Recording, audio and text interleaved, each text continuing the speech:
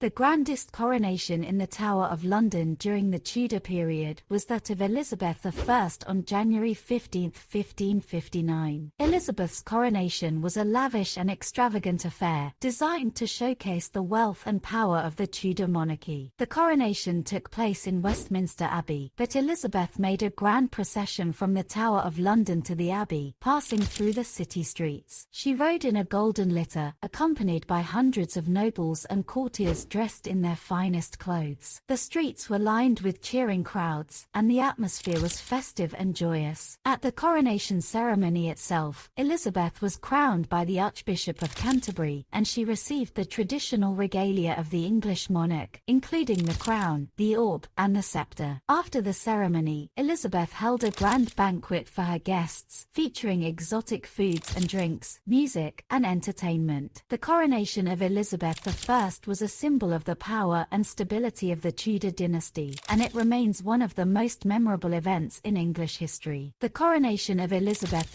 I was a visually stunning event, with elaborate decorations and costumes that reflected the opulence and grandeur of the Tudor court. The Tower of London itself was decorated with banners, tapestries, and flags, and the streets of London were lined with ornate arches and triumphal gates. The coronation procession included a dazzling array of costumes and regalia, including the heraldic banners of the English nobility, the golden sceptre and orb, and the richly embroidered robes of the Archbishop and other high-ranking officials. The coronation ceremony in Westminster Abbey was also a feast for the eyes. The Abbey was decorated with sumptuous tapestries, colourful banners, and intricate floral arrangements. Elizabeth herself was dressed in a magnificent gown of cloth of gold, embroidered with pearls and precious stones, and her long, flowing hair was adorned with a crown of gold and jewels. After the ceremony, Elizabeth held a grand banquet for her guests, which was decorated with gold and silver plate, crystal glasses, and exotic fruits and delicacies. The tables were set with elaborate centerpieces of flowers, fruits, and sweetmeats, and the musicians played a variety of instruments, including trumpets, flutes, and lutes. All in all, the coronation of Elizabeth